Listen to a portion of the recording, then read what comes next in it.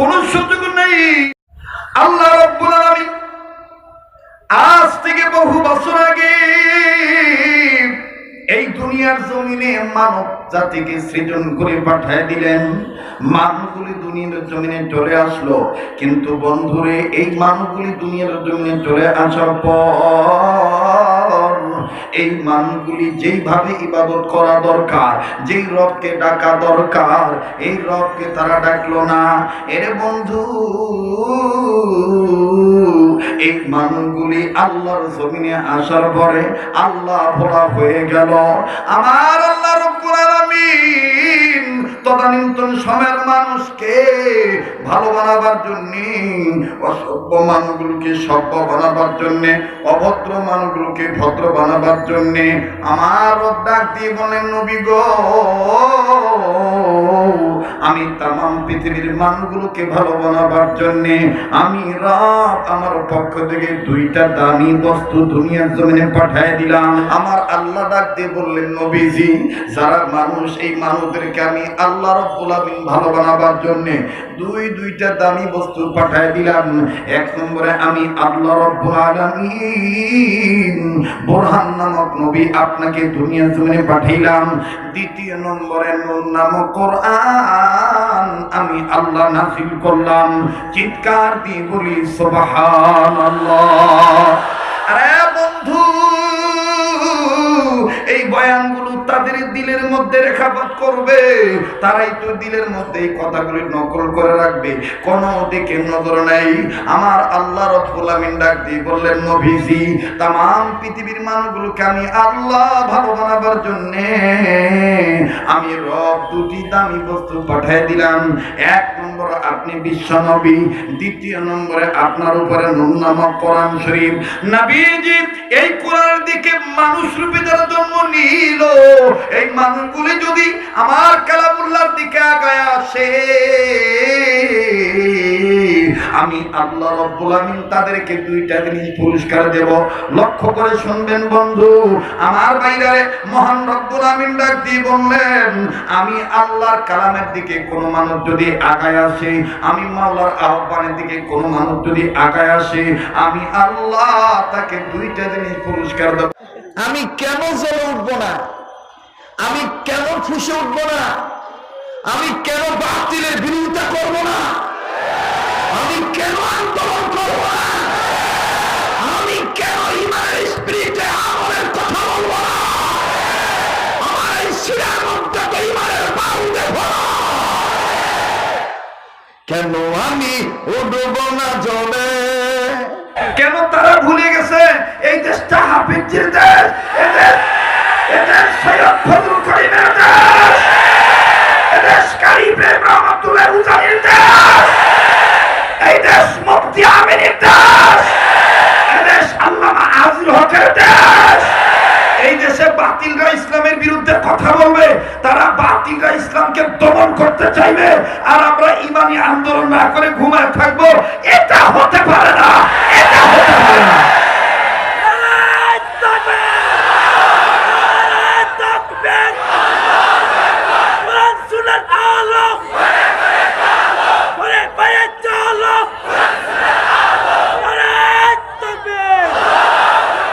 কেন আমি উঠবো না জলে?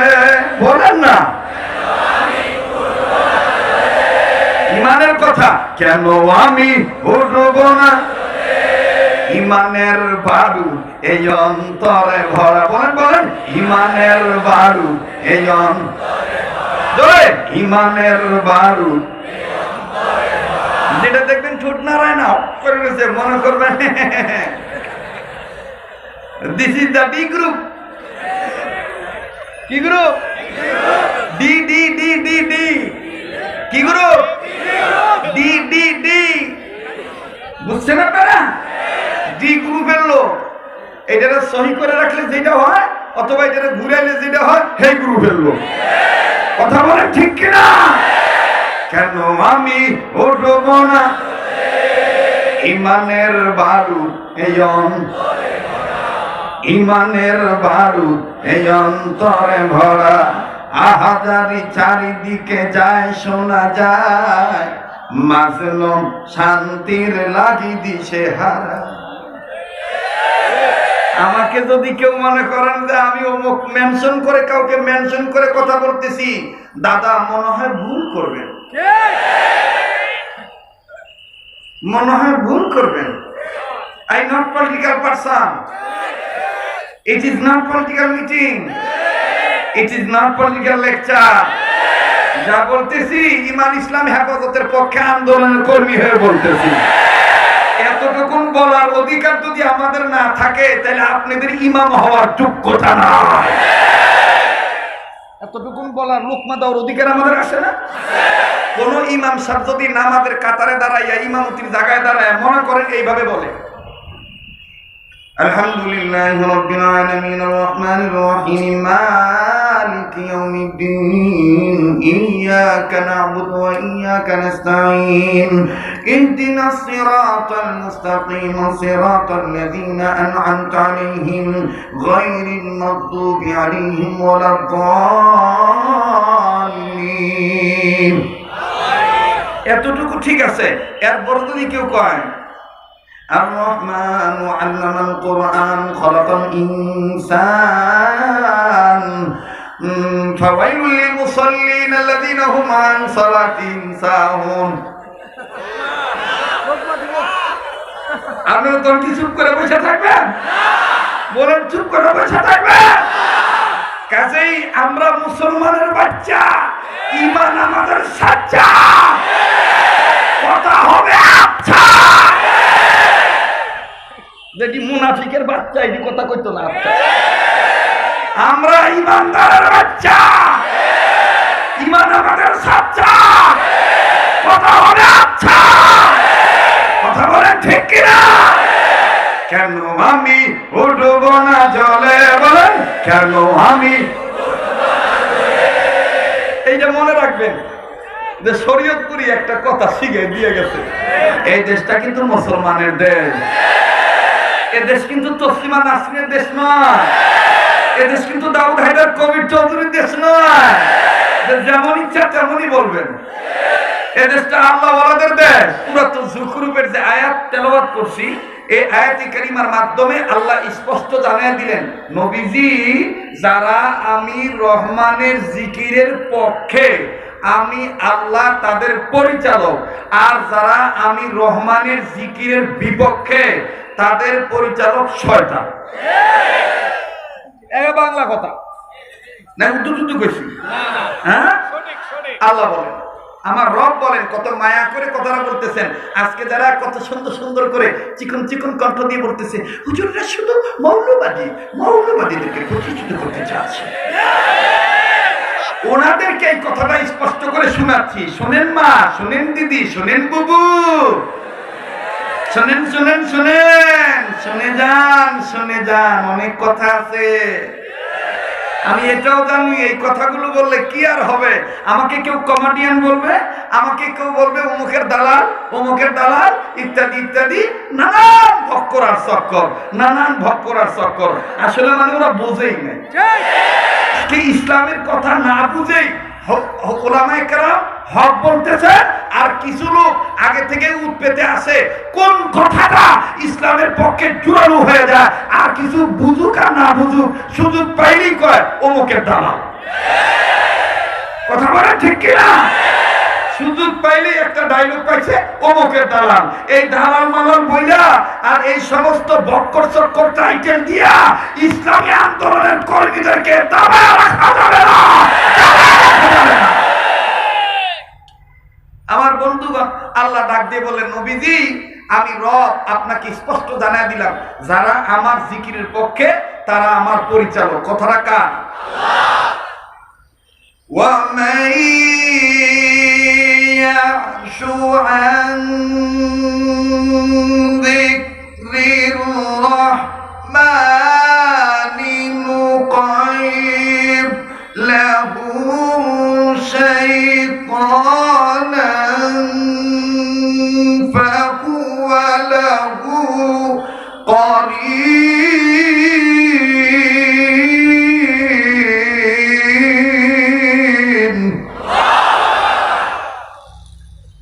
আমার ভাইরা, আমার বন্ধুগণ,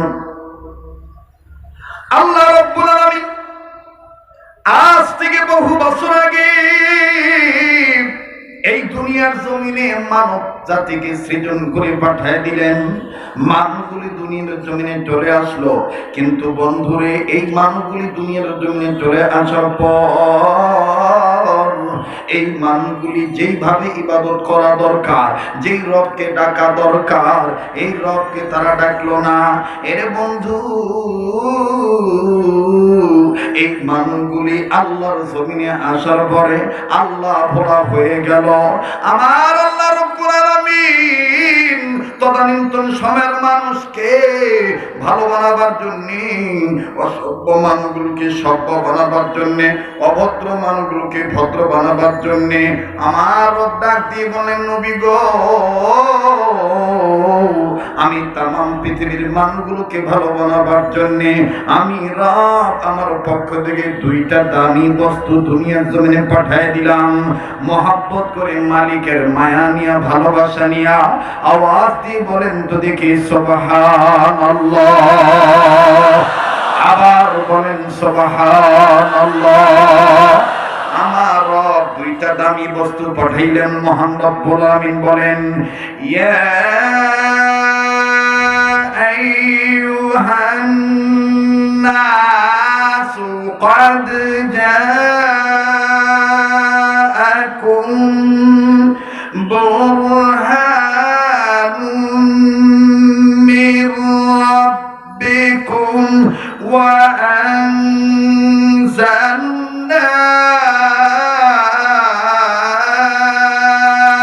ইলাইকুম নূরাম মুবিনা।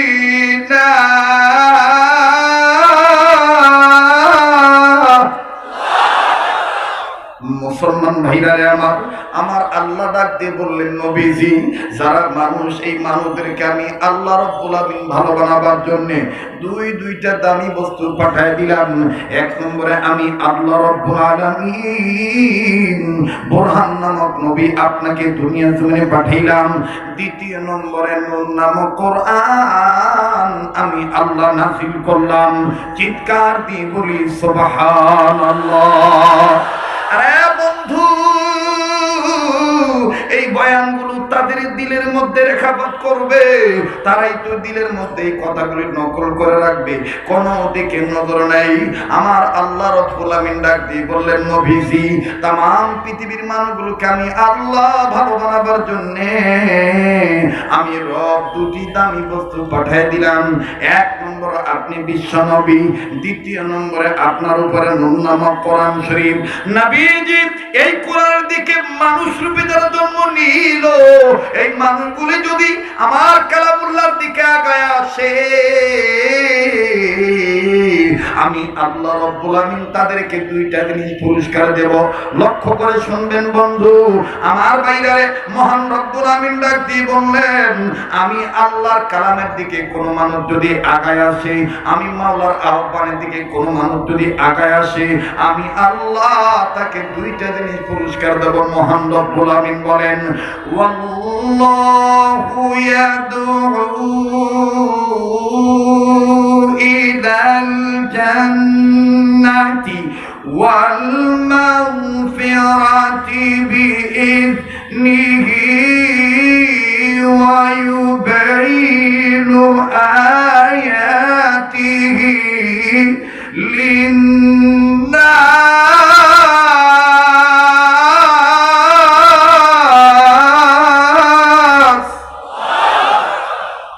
ওলামায়ে কেরাম আছেন তো, এই জন্য আপনাদের দোয়া নিয়ে একটু সাহস নিয়ে কথা বলার চেষ্টা করতেছি, যদি সময় দেন ইনশাআল্লাহ বলবো। আজকে যারা বলতেছে এগুলো দায়িত্ব আমাদের না, এই দায়িত্ব অন্যদের। আমার মনে হয় কথাটার মধ্যে মতলব আছে। কথাটার মধ্যে কি আছে? মতলব আছে।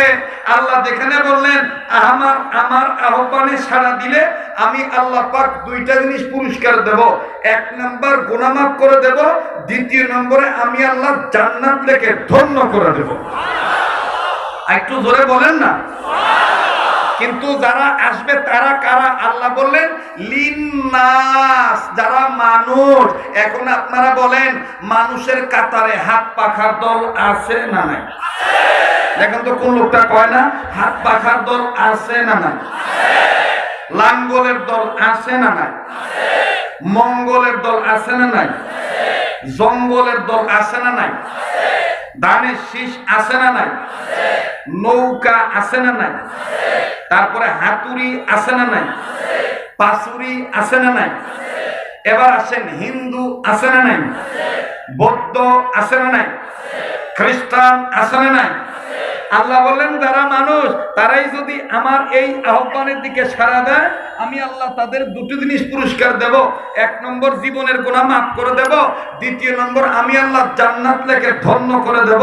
তার মানে এই আয়াত তো এটাই বোঝা যায়, এই আয়াতে কারিমার কথা স্পষ্ট ভাবে এটাই বোঝা যায়, আমার মহান রবের ডাক এটাই স্পষ্ট করে যে কোরআন অন্যান্য গতানুগতিক ধর্মের মতন নয়, কয়েকটা ব্যক্তির জন্য সীমাবদ্ধ নয়। ইসলাম অন্যান্য ব্যক্তির অন্যান্য ধর্মের মতন একটা গণ্ডির মধ্যে নয়, একটা গোত্রের জন্য নয়। এ বন্ধু, মুহাম্মদ নবী রাহমাতুল আলামিন আর কোরআনুল কারীম সমগ্র মানব জাতির জন্য হুদাল লিন্নাস বায়ানুল লিন্নাস। এই নাস শব্দের আওতার মধ্যে আওয়ামী লীগ আছে, বিএনপি আছে, হেফাজত ইসলাম আছে, জামাত ইসলাম আছে, জমিয়ত ইসলাম আছে, জমিয়তে উলামা ইসলাম আছে, আমার বন্ধুগণ জাকের পার্টি আছে, জাতীয় পার্টি আছে, আওয়ামী লীগ, পাবলিক, তবলিগ, উলামা দল, 14 দল, 20 দল। তার মানে আমার বন্ধুগণ এই সবুজ বাংলায়, ডিজিটাল বাংলায়, সোনার বাংলায়, আমার বাংলায়, আপনার বাংলায়, ওলিয়াল্লাহর বাংলায় স্পষ্ট করে কথাটা বলতে চাই, আমার বাংলাদেশের বাসিন্দা হয়ে মাতৃভূমি থেকে ইমানের আন্দোলন করার জন্য আকাবি আসলাফ বুজুর্গদের উত্তরসূরি হিসাবে স্পষ্ট করে জানাতে চাই, আমার মহান রব্বুল আলামিনের সংবিধান আল কোরআন এখানে কোনো ব্যক্তিবর্গ নয়, সমগ্র মানব জাতির জন্য, সমগ্র মানব জাতির জন্য।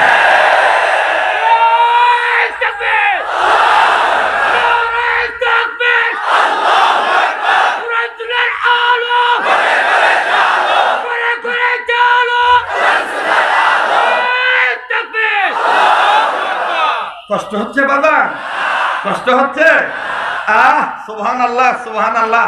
আল্লামা তকি উসমানী, শাইখুল ইসলাম আল্লামা তকি উসমানী এই আয়াতকে কত সুন্দর করে নিয়ে এসে আল্লাহর পক্ষ থেকে নিয়ে এসে বললেন, আল্লাহ তাআলা স্পষ্ট ভাবে জানাই দিলেন। কি জানাইলেন?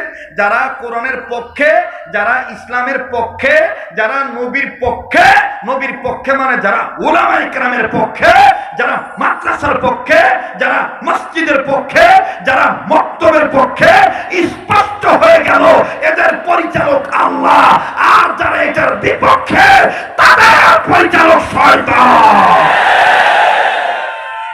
নুকাইয়িদ লাহু শাইতানা, তাদের পরিচালক শয়তান। তাদের পরিচালক কারা? যারা বলেন কে? এখন শয়তান তাদের পরিচালক হয়, তারা কি কাবা ঘরকে পছন্দ করে? তারা কি নবীকে পছন্দ করে? তারা কি উলামায়ে কেরামকে মহব্বত করে? উলামায়ে কেরামকে মহব্বত করে না, বরঞ্চ উলামায়ে কেরামের নাম শুনলেই তাদের জ্বর আইসা যায়। না, আপনারা কথা বলতে চাচ্ছেন না, আমি আর ওই দিকে না যাই, আমি মোটামুটি কয়েকটা কথা বলে বিদায় দিই। হ্যাঁ, এখন তো আর কবরস্থানের পাশে ওয়াজ করতেছি না, এখন তো বিশ্ব রোডের পাশে। প্রতি বছর কবরস্থানে হয়, ওখানে না হয় মরা মানুষ শুয়ে থাকে, মরা মানুষের কাছে গেলে এমনি মনে করেন এমনি আদা মরা হয়ে যায়, এলাকে কথা তেমন বাইরে না। কিন্তু এখন তো মোটামুটি একেবারে মেন রোডের পাশে, এখন তো কথা বলতে কোনো ভয় নাই। কথা বলেন ঠিক কিনা? কেন আমি উঠব না, কেন আমি ইমানের বারুদ এই অন্তরে ভরা, বলেন ইমানের বারুদ, মাশাআল্লাহ, ইমানের বারুদ এই অন্তরে ভরা। আজকে যদি আইনুদ্দিন আল-আজাদ বেঁচে থাকতো তাইলে দেখা যাইতো, ঠিক কিনা বলেন? বলবো কি বলবো না? বলবো কি বলবো না? আল্লাহ আমাদেরকে দ্বীনের পক্ষে হেফাজত করেন। আল্লাহ আমাদেরকে ইস্তেকামাত দান করেন। আল্লামা তকি উসমানী স্পষ্ট করে বলে দিলেন যে যারা ইসলামের পক্ষে তাদের পরিচালক আল্লাহ, আর যারা বিপক্ষে তাদের পরিচালক শয়তান। এ বন্ধু, এখন আপনারা বলেন ইসলামের পক্ষে থাকলে হেদায়েত দিবেন কে? আর ইসলামের বিপক্ষে গেলে হেদায়েত ছিনিয়ে নেবেন কে? মুসলমান ভাইরা আমার, সাহাবায়ে কেরাম ডাক দিয়ে বলেন, নবী গো, শুনতেছেন বন্ধুরা? একটু সময় লাগবে, কিন্তু অনেক কথা আছে, চিকন চিকন কথা, যেটা আপনি শুনলে আপনার কলিজাটা ঠান্ডা হয়ে যাবে। দেখেন না, কোনো কিছু নাই দাদা, একেবারে সাদা সিধা মানুষ আমি, ঠিক আছে? অনেকে বলে হুজুর গুলি টুলি মারলে, আরে মিয়া গুলি টুলি মারলে তো বোতাম খোলাই আছে, আর এটা মোটামুটি কাপড়ের কাপড়, গুলি আসবে। যদি দেখি গুলি আসতেছে ইসলামের পক্ষে কথা বলার কারণে, ইমানি আন্দোলন করার কারণে, যদি দেখি যে ইসলাম হেফাজত করার কারণে, ইমান হেফাজত করার কারণে, আমলের পক্ষে ইস্তেকামাত থাকার কারণে, কাসেম নানুতুবির আদর্শ ঠিক রাখার জন্য, হুসেন আহমদ মাদানির আদর্শ ঠিক রাখার জন্য যদি দেখি যে আমাকে রক্ত দিতে হবে, আমাকে জীবন দিতে হবে, আমি জীবন বিসর্জন দিতে রাজি থাকবো, ইসলাম মানতে রাজি থাকবো, কিন্তু বেঈমানের কাছে মাথা নত করতে পারবো না। কারণ শুরুতেই তো একটা কথা, জন্মেছে আমি, মরতে তো আমার হবে। কি ভাই? আমার মরণ যদি জেলখানায় থাকে তাহলে কেউ ফিরাইতে পারবে? আমার মরণ যদি মনে করেন কেউ তুইলা নিয়ে যে গুম কইরা আমারে মাইরা পদ্মা নদী ফালাই দিল, তা কেউ ফিরাইতে পারবো? জন্মেছি আমি, মরণ তো আমার আসবেই, কিন্তু তাই বলে আমি ইসলাম বাদ দিয়া অন্য কিছুর কাছে আমি আত্মসমর্পণ করতে পারি না। কেন আমি উঠব না জোরে, কেন আমি ইমানের বারুদ এই অন্তরে, মাশাআল্লাহ, ইমানের বারুদ। দেখেন তো কত যুবক, আজকে যুবকদের সমাগম বেশি, যে সমাজের যুবকরা ভালো হয়ে যাবে ওই সমাজ থেকে এমনি কিছুদিন দূরে যাইব না, ঠিক কিনা বলেন? কিন্তু আমাদের একটা বড় সমস্যা হইলো, আমাদের দেশে খালি দেখবেন যুবকদেরই এক পাইকারি দরে বিচার টিচার করা হয়, কিন্তু যুবকদের চরিত্র নষ্ট হইতেছে কেন, এই কারণটা খুঁজে দেখা যায় না।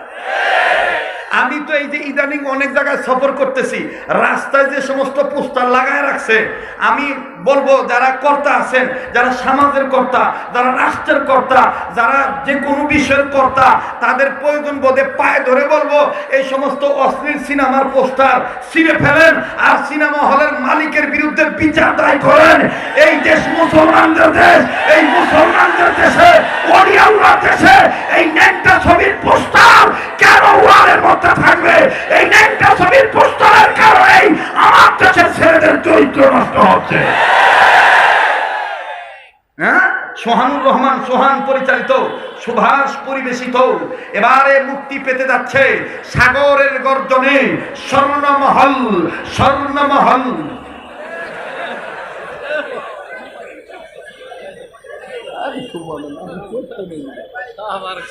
কেউ বলবো কি বলবো না? স্বর্ণমহল টাঙ্গাইলে কেউ বাধা দেয় না। আর আমাকে কিছু কিছু হুজুর আছে, বিশেষ করে যদি খালি পোস্টারের মধ্যে দেখা যায় মুফতি ফয়জুল করিম অথবা আল্লামা মামুনুল হক, অথবা যদি দেখা যায় জোনায়েদ বাবনগরী, তখন দেখবেন এইটা রাতে থাকে না, তখন এটা লইয়া এই দিক তাকান, আরে মিয়া যাওয়া রইব, মিয়া দিক তাকান আমার দিক, চুরি পরে ঘুরি না, চুরি পরে ঘুরি না। আগেই বলেছি, হয়তো মরণ যদি আমার জেলখানায় থাকে, মরণ যদি আমার ফাঁসির দড়ির নিচে থাকে, আমার মরণ কেউ ঠেকায় রাখতে পারবে না। আমাদেরকে মরণের ভয় দেখাইয়া আকাবির আসলাফ বুজুর্গদের মতাদর্শ থেকে তোমরা ছিটকা ফালাই দিবা। ভাই ভুইলা যাওগা, ভুইলা যাওগা মিয়া, ভুইলা যাওগা মিয়া। কার দিকে আঙ্গুল উঁচা করবা লাগছ? বিদেশা মনে করছ? বাইসাইছি নি মিয়া গাটি লইয়া পরিচালনে বাইসাইছি নদী দিয়া বাইসা আইনা মিয়া আমার জন্মের পরে আজান শোনা গেছে আমার বাপের মসজিদের হুজুরে ডাক দিছিল আমরা বাংলাদেশের মুসলমানের বাচ্চা ইমান আমাদের সাচ্চা যারা ইমানের দাবি করে যারা ইসলামের পক্ষে আন্দোলন করতে চায় না মুনাফিকের বাচ্চা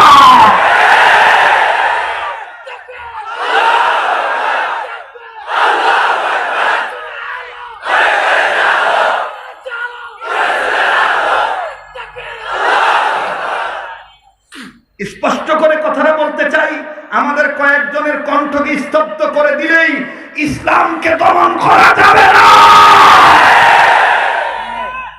ইসলামকে দমন করা যাবে না অনেকে বলে যে হুজুর এই সময় এই কথা কথা বইলা বাইরে রইতে চান শরীয়তপুরি কি নয়া মানুষ নি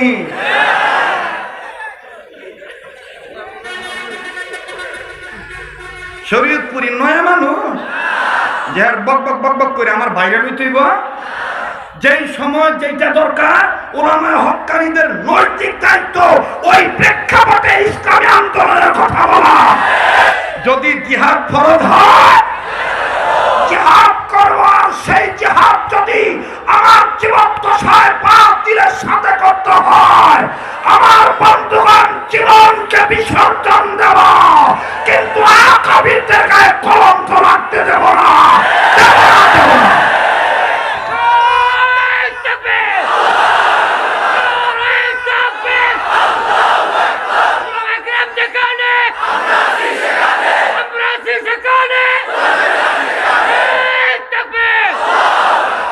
কেন আমি উড়ব না কতগুলো মানুষের আওয়াজ নাই সুবহানাল্লাহ সুবহানাল্লাহ একটু জোরে কোন কেন আমি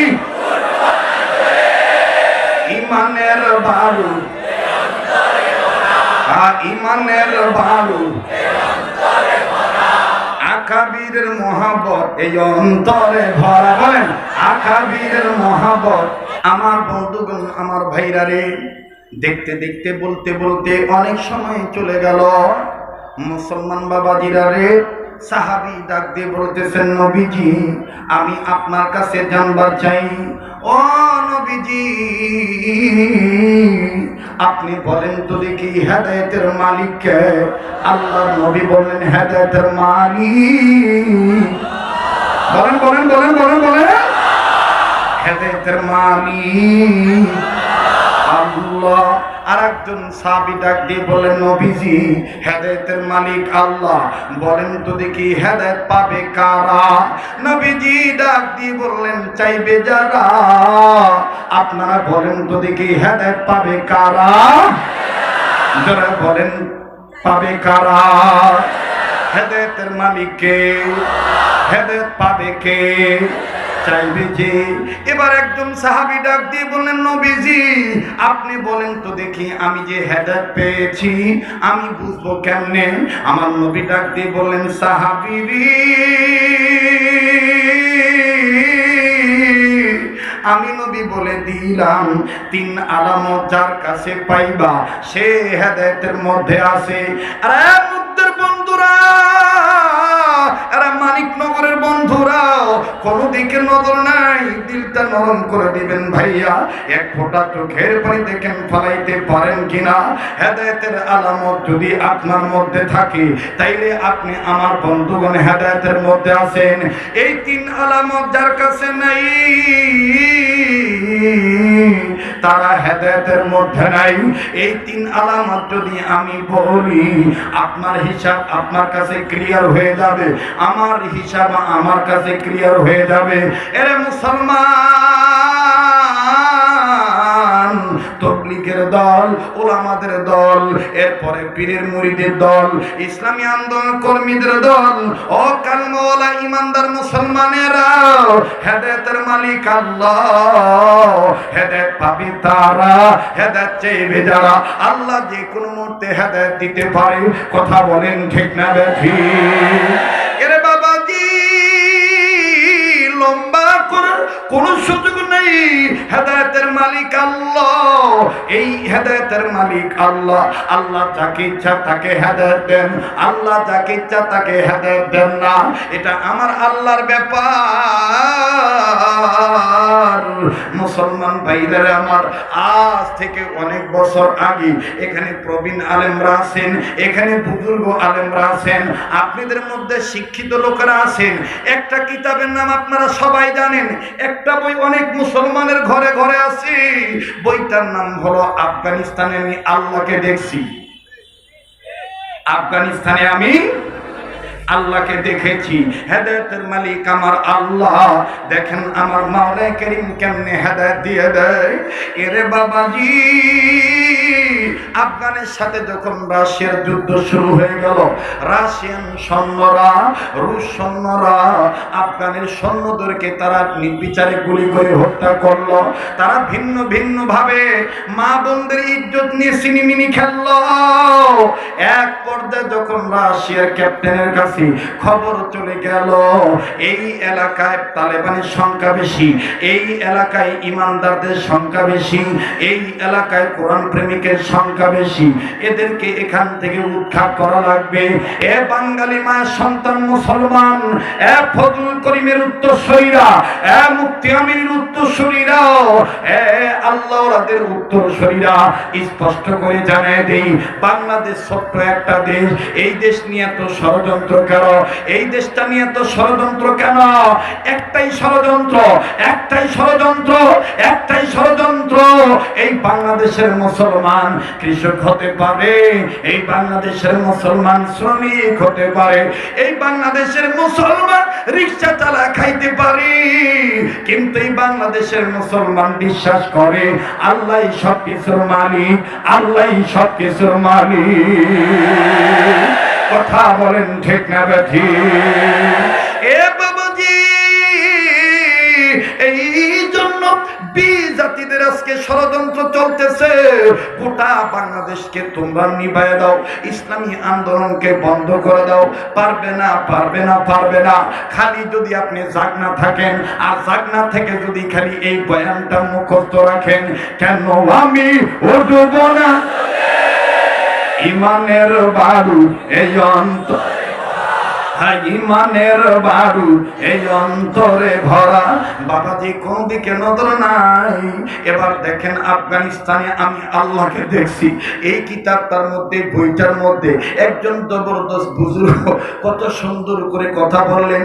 যার সিনার মধ্যে কোরআন আছে, যার সিনার মধ্যে হাদিসের আমল আছে, যার সিনার মধ্যে আল্লাহ প্রেম আছে, যার সিনার মধ্যে নবীর প্রেম আছে, তাকে কেউ কখনো ঠেকা রাখতে পারে না, তাকে কেউ কখনো দাবায় রাখতে পারে না। বাবাজি, ও আল্লাহর ওলির ভক্তরা, ও আল্লাহ ওয়ালারা, প্লিজ দিলটা নরম করিয়া দাও। দেখো তো দেখি এক ফোঁটা চোখের পানি তুমি ফালাইতে পারো কিনা। কেন তোমার দিলের মধ্যে নবীর প্রেম যাবে না? কেন তোমার দিলের মধ্যে কোরআনের প্রেম থাকবে না? কেন তুমি পরিচালক আমার মাওলাকে বানাইবা না? কেন তুমি পরিচালক আমার আল্লাহকে ঠিক রাখবা না? কেন তুমি তোমার দিলের মধ্যে আল্লাহর প্রেম ভালোবাসা রাখবা না? বাবাজি, এই তো গত কিছুদিন আগে আমার শায়েখের একজন ভক্ত, আমার শায়েখের একজন নমুনা, এই মুরব্বির জবান থেকে এই কথাটা আমি নকল করছি। বর্তমান জামানায় এই বয়ানটা খুব জরুরি দরকার, বেহতার দরকার, এই বয়ানটার খুব দরকার। এ মানিকনগরের যুবক বন্ধুরা, মুগদা থানার বাইরা, খুব খেয়াল করে কথাগুলো শোনা চাই। যেই কিতাবটা সারা পৃথিবীর মুসলমানদের মসজিদে মসজিদে আছে, কিতাবটার নাম হলো ফাজাইলে আমাল। এই ফাজাইল আমাল কিতাবের লেখক হলো শেখুল হাদিস মরহুম জাকারিয়া রহমাতুল্লাহ আলাইহি। শেখুল হাদিস মরহুম জাকারিয়া রহমাতুল্লাহ আলাইহি খাস শাগরিদ শেখ ইউনূস রহমাতুল্লাহি আলাইহি। এ বন্ধুরা দেখেন, নবীর প্রেম কেমন অন্তরে প্রবেশ করায় নিছিলেন, আল্লাহর প্রেম কেমন অন্তরে প্রবেশ করায় নিছিলেন, এখানে নতুন করে আমার কিছু বলার দরকার নাই। উলামায়ে হক্কানীরা সবাই জানেন। শাইখুল হাদিস জাকারিয়া রহমাতুল্লাহ আলাইহি শাইখ ইউনূস রহমাতুল্লাহ আলাইহিকে বলছিলেন, তুমি বুখারী কিতাব নাও, নতুবা আমার কন্যাকে তুমি বিবাহ করো। শাইখ ইউনূস রহমাতুল্লাহ আলাইহি বলেছিলেন, আমি কিতাব নেব। হুজুর গো, আমাকে আপনি কিতাব দিয়ে দেন, আমি বিয়ে করব না। আল্লাহু আকবার, আল্লাহু আকবার। মুসলমান ভাইরা আমার, এই শাইখ ইউনূস রাহমাতুল্লাহি আলাইহির ছোট্ট একটা ওয়াকিয়া যেটা আবৃত্তির মধ্যে পাওয়া যায়, এই আবৃত্তি কিতাবটার মধ্যে কত স্পষ্ট করে পাওয়া যায়। এ বন্ধু, আজকে আমাদের দিলের মধ্যে আকাবের ইসলাম বুজুর্গদের ভালোবাসা নাই, মহব্বত নাই। এর বন্ধুরে দেখ, শাইখ ইউনূস রাহমাতুল্লাহি আলাইহির দিলের মধ্যে আল্লাহর নবী প্রেম কেমন ছিল।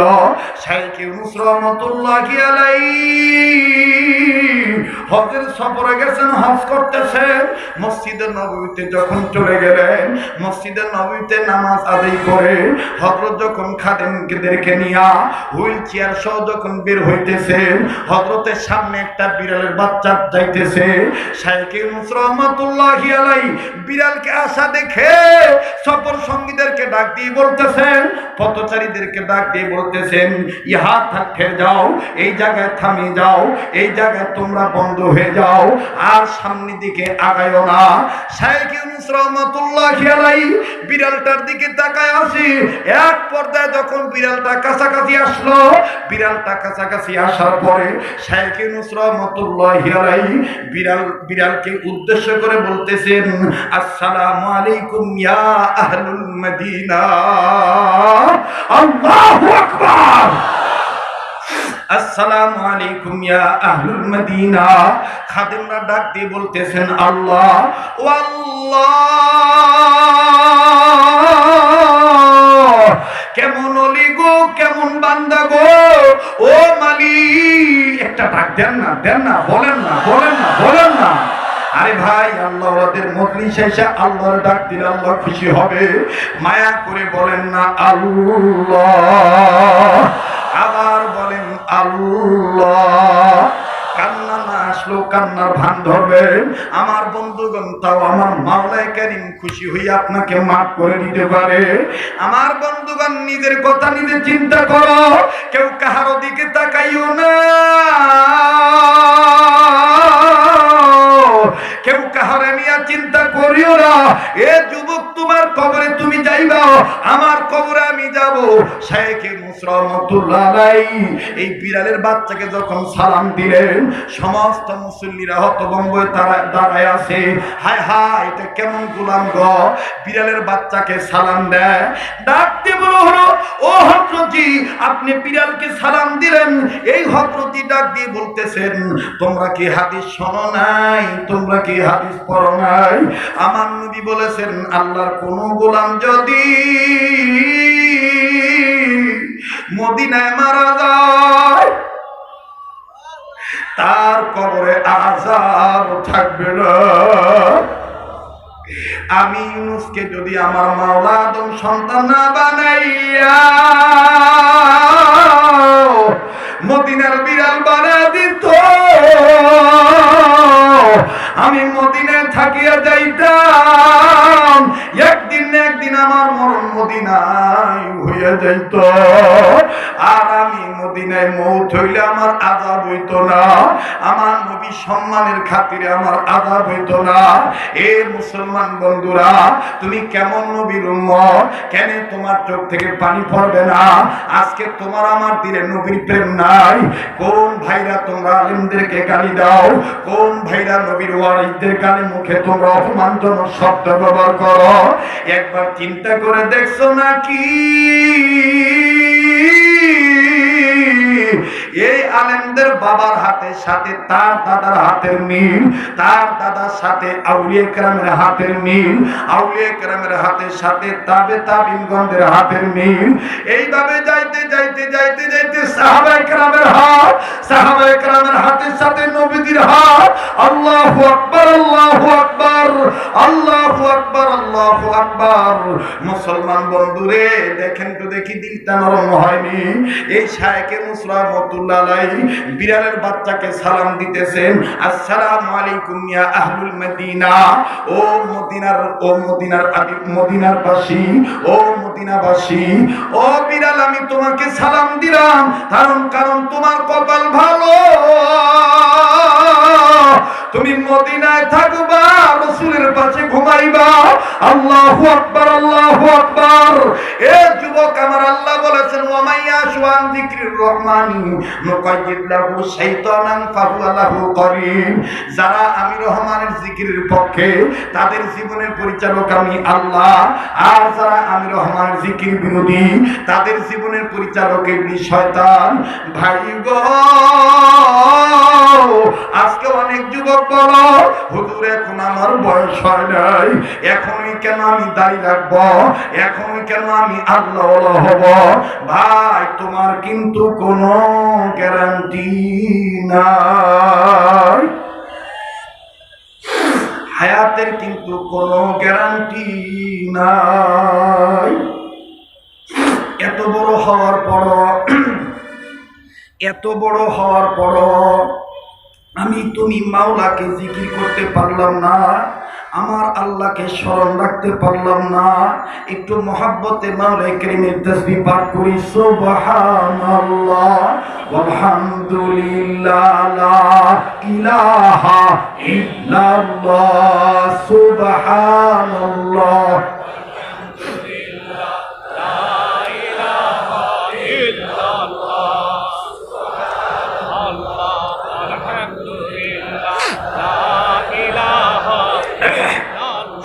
মোহাম্মতে সুবহানাল্লাহ আলহামদুলিল্লাহ লা ইলাহা, বলেন না সুবহানাল্লাহ আলহামদুলিল্লাহ লা ইলাহা ইল্লাল্লাহু মুহাম্মাদুর রাসূলুল্লাহ সাল্লাল্লাহু আলাইহি সাল্লাম। মাইকলা ভাই, মাইকের সাউন্ডটা একটু ভিতরে বাড়ায় দেন, একটু ভিতরে বাড়ায় দেন, আমার খুব কষ্ট হচ্ছে ভাইয়া। আর 10-15 মিনিটের মধ্যে আমি কথাটা ফিনিশিং দিয়ে বিদায় নিয়ে চলে যাব। সেই পরিমাণ সময় দিতে কি আপনাদের ধৈর্য কুলাবে? থাকবেন আমার সাথে? কারা কারা আমার সাথে দোয়া করে যাবেন একটু দেখান তো দেখি। এটা তাকবীর দেন, লিল্লাহি তাকবীর, লিল্লাহি তাকবীর। আপনারা কষ্ট দিচ্ছি আমি আপনাদেরকে। তো বিড়ালকে সালাম দিলেন। যুগে যুগে আকাবিরদের ইতিহাস করলে পাওয়া যায়, আকাবিররা ছিলেন মদিনার প্রেমিক, আর মদিনাকে ভালোবাসা, মদিনাওয়ালাকে ভালোবাসা ঈমান। ঈমান, কথা বলেন ঠিক কিনা? কেন আমি উঠব না, কেন আমি উঠব না, ঈমানের বারুদ এই অন্তরে, ঈমানের বারুদ। 2 মিনিটে কথাটা বলে আমি শেষ করে দিই। আফগানিস্তানে আমি আল্লাহকে দেখছি, এই কিতাবটার একটা কথা বলতে চাইছিলাম, মনে আছে? রুশ সৈন্যরা, রাশিয়ার সৈন্যরা খবর পাইল যে এই এলাকায় ইসলাম বিরোধীদের, ইসলাম ওয়ালাদের আড্ডা বেশি, এখান থেকে সবাইকে চলে যেতে বলো। সবাই যার যার মতন চলে গেলেন। আমার বন্ধুগণ অন্যত্রে চলে গেলেন, অন্যত্রে চলে গেলেন। কিন্তু একজন হাফেজে কোরআনের মা কাঁদতেছে আর ডাক দিয়ে বলতেছে, বাবা আমি আমার একটা ছোট্ট একটা ব্যাংটোপা, ব্যাংটোপা চিনেন? ব্যাংটোপা চিনেন না মনে? ওই যে অনেকে টাকা পয়সা জমা রাখে না, কেউ বাঁশ ফুটা করে রাখে, কেউ কাঠ ফুটা করে রাখে, কেউ মাটির ব্যাংকে রাখে, কেউ প্লাস্টিকের ইত্যাদি ইত্যাদি, মানে এক জায়গায় কিছু টাকা গচ্ছিত ছিল। এই মা বলতেছে, বাবা আব্দুর রহমান, আমি কিছু টাকা ওই অমুক জায়গায় থুই আসছিলাম চালের নিচে, কিন্তু এই টাকা ছাড়া তো আমরা এখন চলতে পারবো না, আনাজ তরি তরকারি কিনতে গেলে টাকার প্রয়োজন হবে। হাফেজ আব্দুর রহমান মাত্র 12 বছরের সন্তান। কত বছরের সন্তান? আমি শুধু ইমানের কথা বলতেছি, মানে আল্লাহর পক্ষে থাকলে আল্লাহ পরিচালক, এই কথাটা বুঝাইতে চাইতেছি। কষ্ট হচ্ছে নাকি আপনাদের?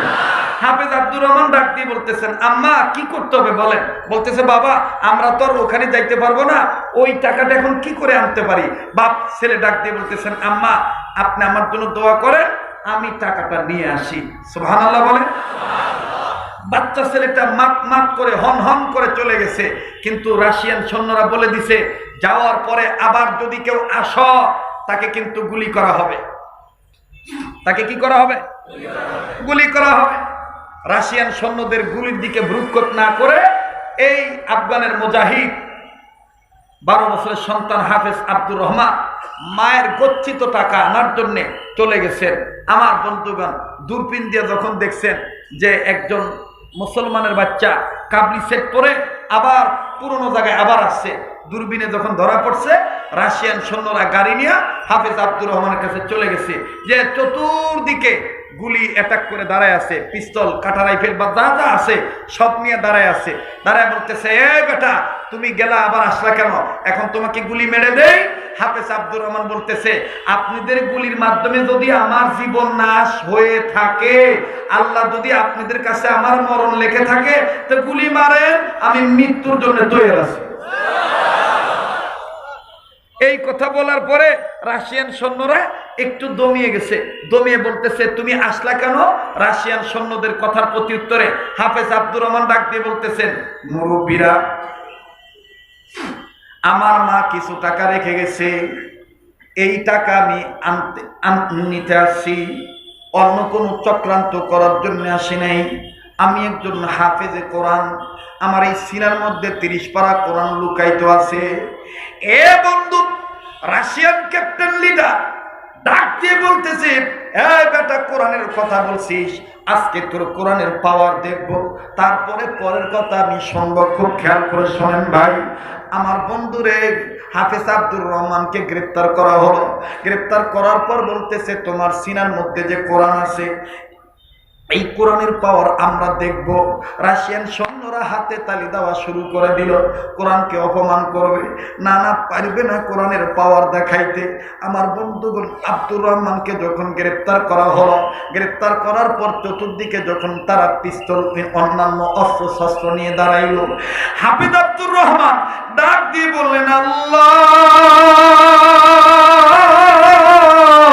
আমি আমার মায়ের আমানতে টাকা নেওয়ার জন্য আসলাম, আর এই বেটারা আমার কোরআন শরীফ তোমার কালামে পাককে বেজ্জিত করার জন্য আমাকে ষড়যন্ত্র করতেছে। আল্লাহ আল্লাহ তুমি ছাড়া আমার কেউ নাই গো আল্লাহ।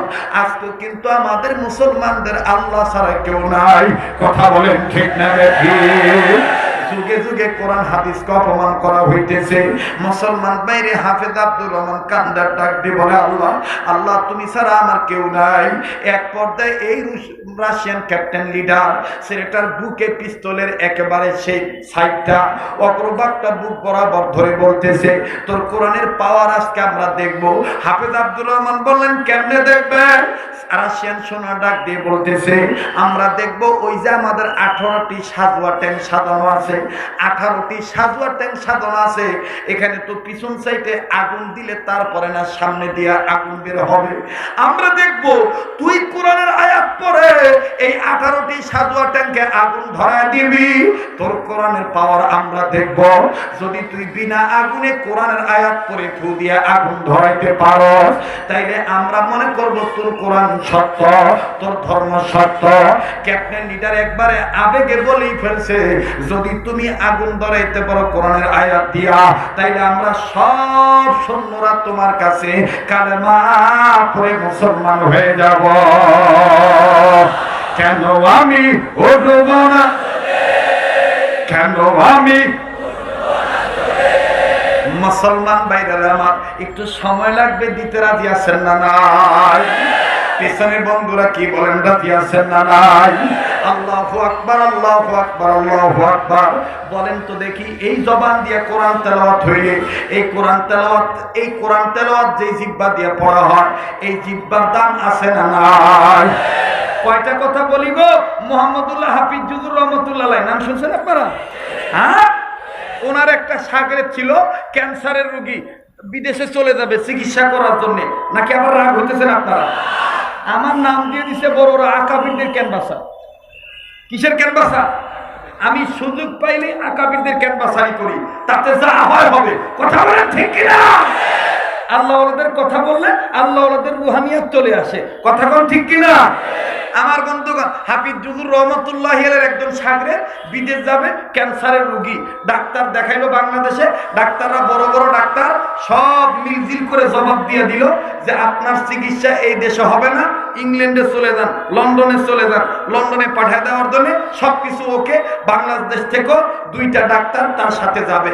আমার বন্ধুগণ, তো হাফিজ জুজুরের শাগরেদ হাফিজ জুজুর রহমতুল্লাহ আলাইহির কাছে যাইয়া ডাক দিয়ে বলতেছেন, হযরত জি, আমি তো চিকিৎসার জন্য লন্ডনে যাব, আমার এই অবস্থা, আমার ভিতরে ক্যান্সার হয়েছে, আপনি আমার জন্য একটু দোয়া করেন। হাফিজ জুজুর রহমতুল্লাহ আলাইহি ওনার জীবনীতে পাওয়া যায়, দেখবেন একটা কিতাব আছে ছোটদের হাফিজ জি, এরকম দেওয়া আছে। ওইটাতে দেওয়া লেখা আছে হাফিজ জুজুর রহমতুল্লাহ আলাইহি সব সময় এই শাহাদাত আঙ্গুলটা উঁচা করে রাখতেন। কি করে রাখতেন? উঁচা করে রাখতেন। কেউ জিজ্ঞাসা করছে, মোহাম্মদুল্লাহ আপনার হাতটা এরকম উঁচু করে রাখেন কেন? কয় আমার এই উঁচু করার অর্থ হইলো আল্লাহ তাআলা এক। কথা কয় না? আল্লাহ তাআলা, আল্লাহ তাআলা এক, আল্লাহু আকবার। যার কারণে দেখা গেছে 2জন বুজুর্গ ইন্তেকালের পরেও আঙ্গুল উঁচা ছিল। একজন হলেন শামসুল হক ফরিদপুর রহমতুল্লাহ আলাইহি, আর একজন হলেন মোহাম্মদুল্লাহ হাফিজ জুজুর রহমতুল্লাহ আলাইহি। আমার বন্ধুগণ, এই মোহাম্মদুল্লাহ হাফিজ জুজুর রহমতুল্লাহ আলাইহি আঙ্গুল উঁচু করে সুন্দর করে যখন ডাক দিয়ে বলতেছে, আচ্ছা তোমার কোথায় ক্যান্সার হয়েছে? বলে, হযরত আমার ভিতরে ক্যান্সার হয়েছে। কয়েকটু পানি নিয়ে আসো, 1 গ্লাস পানি নিয়ে আসো। পানি নিয়ে আসে, হাফিজ জুজুর রহমতুল্লাহ আলাইহি ফু দিয়ে দিছে। ফু দিয়া ডাক দিয়ে বলতেছেন, এই 1 গ্লাস পানিকে 3 ভাগ করবা। 1 ভাগ বিমানে ওঠার আগে খাইবা, আর 1 ভাগ বিমানে উঠতে খাইবা, আর 1 ভাগ চিকিৎসা করার আগে, অপারেশনের আগে খাইবা। তার মানে লন্ডনে যাইয়া খাইবা। সুবহানাল্লাহ বলেন না? তো এই বেটা করছে কি, হাফিজ জুজুর রহমতুল্লাহ সামনেই একটু খাইয়া ফেলাইছে। যেহেতু বিকালবেলা সন্ধ্যার দিকে বিমান উঠবে, হাফিজ জুজুরের সামনেই খাইছে। একটু খাইয়া বাড়িতে যাইয়া এই ডাক দিয়ে ছেলেদেরকে ডাক দিয়ে বলতেছে, এই বিমানের টিকিটের টাকা কি ফেরত আনা যাবে? আল্লাহু আকবার, আসতে বলে। বলে, বিমানের টিকিটের টাকা কি ফেরত আনা যাবে? বড় ছেলে ডাক দিয়ে কয়, কেন? কয়, আমার তো মনে হয় না যে আমার ভিতরে ক্যান্সার আছে। তো ছোট ছেলে আর মেজো ছেলে বড় ছেলে সবাই মিলে জিলে বলে, মানুষ মরার আগে অনেক আবল তাবল করে। আব্বাই তো মরে যাইব, এলাকা আবল তাবল কইতেছে। কইয়াদের টিকিটের টাকা ফিরে আনা যাইতো না, এটা কইয়া বাপের থামায় রাখছে। তো বিমানে উঠছে। বিমানে ওঠার পরে এই বুড়া ক্যান্সারের রোগী পুরাটা বিমানে ওঠার পরে এক ডুব খাইছে। খাইয়া খালি পুরাটা বিমান খালি ঘুরঘুর ঘুরঘুর ঘুরঘুর ঘুরঘুর করে খালি ঘোরে। তো ছোট বলা বড় বলার ডাক দেখা, ভাইয়া রুগী কি আমরা না আব্বা? কয়, রুগী কি আমরা না আব্বা? কয়, কে আব্বাই? কয়, আব্বাই দি বয় না, আব্বাই দি খালি ঘোরে। কথা বুঝতে পারছেন? এক পর্যায়ে যখন লন্ডনের জমিনে নামছে, নামার পরে এখন বাঙালি ডাক্তারদের কথা অনুযায়ী, রিপোর্ট অনুযায়ী বিদেশি ডাক্তাররা টিম গঠন করছে।